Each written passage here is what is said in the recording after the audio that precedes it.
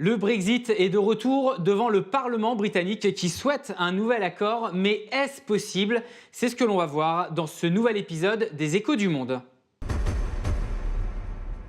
Et l'on part dès à présent en direction de Bruxelles, retrouver notre correspondant sur place. Bonjour Gabriel. Bonjour Olivier. Le président du Conseil européen, Donald Tusk, a déclaré sur Twitter que l'Union européenne attendait toujours de la part de Londres des propositions concrètes et réalistes pour sortir de l'impasse. Doit-on comprendre qu'en dépit de la fermeté des Européens, Bruxelles est quand même prêt à négocier certains points de cet accord? Alors, c'est très compliqué parce qu'il faut distinguer deux choses. Il faut savoir de quoi on parle. L'accord de divorce, qui a été longuement et âprement négocié par les équipes de Michel Barnier, au nom des 27, c'est un accord de presque 600 pages. C'est un texte d'une immense complexité qui balaye des registres presque infinis et qui a fait l'objet de laborieux compromis. Et donc aujourd'hui, il n'y a aucune motivation du côté des Européens pour rouvrir ce sujet. On peut très bien imaginer, si on le rouvre, que demain, les Français vont vouloir modifier tel point sur la pêche et les Espagnols tel point sur Gibraltar, etc., etc. Donc c'est la boîte de Pandore.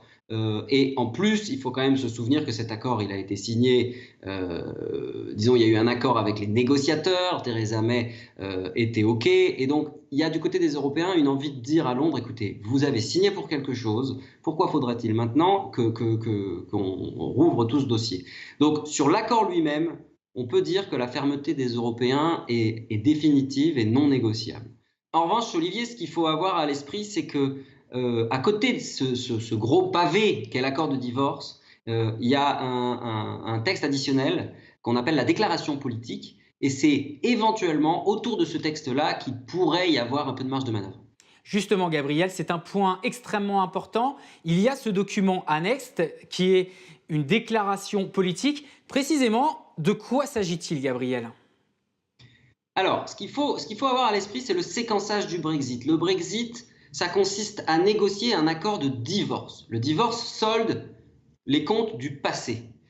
Si accord il y a, et c'est important, il faut qu'il y ait un accord, alors on a une période de transition durant laquelle c'est le statu quo. Globalement, le Royaume-Uni continue à agir comme s'il était membre, même s'il n'est plus membre, à quelques détails importants près. Mais globalement, les choses ne bougent pas. Et pendant cette période, on négocie la relation future.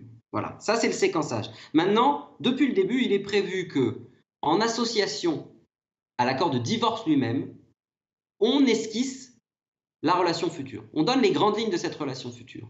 Pourquoi? Parce qu'on ne divorce pas de la même manière selon qu'on veut continuer à habiter dans la même ville et avoir une garde partagée des enfants, ou que l'on veut vivre à l'autre bout du monde et ne plus avoir le moindre lien avec son partenaire précédent. Donc la déclaration politique, elle a cette vocation-là, parler d'avenir dans les grandes lignes. Et donc du coup, il y a deux scénarios possibles autour de cette déclaration politique. Il y a le scénario dont rêvent les Européens, qui serait que Theresa May dise: vous savez quoi, j'ai bien réfléchi, en fait, j'ai envie d'une relation plus étroite avec l'Union européenne à l'avenir. Ça, non seulement ça flatterait l'ego des Européens, mais surtout ça résoudrait tous les problèmes irlandais. Parce que d'un coup, on n'aurait plus cet énorme casse-tête du backstop, c'est-à-dire la nécessité qu'il y ait une frontière fluide entre le nord et le sud de l'Irlande. Tout ça disparaîtrait.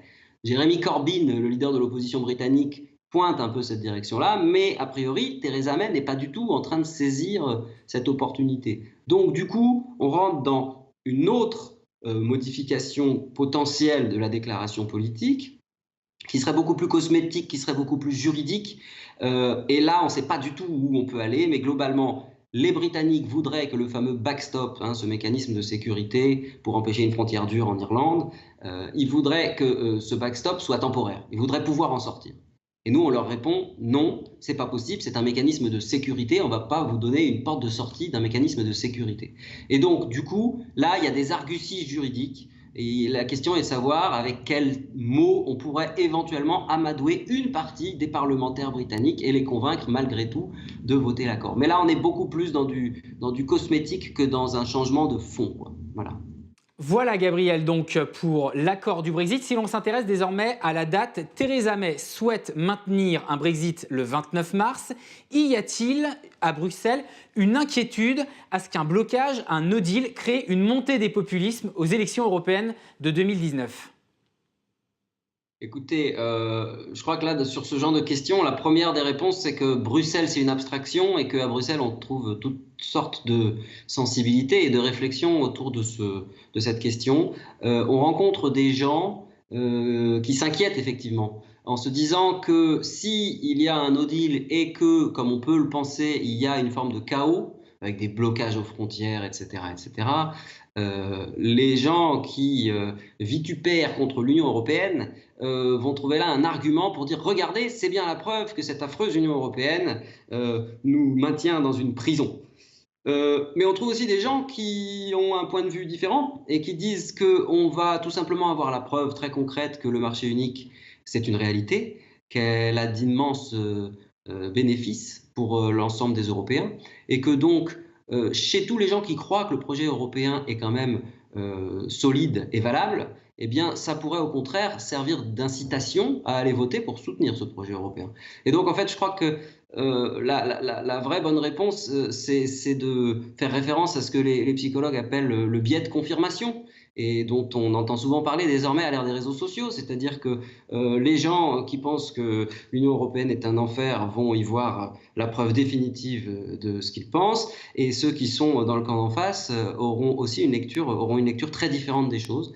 Donc c'est très difficile de savoir l'impact que ça aura concrètement sur les élections. Par contre, c'est sûr qu'au plan logistique, un moment un peu chaotique dans l'organisation de la vie quotidienne des Européens, ça ne va pas aider à un scrutin apaisé. Merci Gabriel pour vos explications. Je rappelle, vous êtes l'un de nos correspondants à Bruxelles. Quant à vous, merci de nous avoir regardés. Suivez toute l'actualité sur notre site internet leséchos.fr.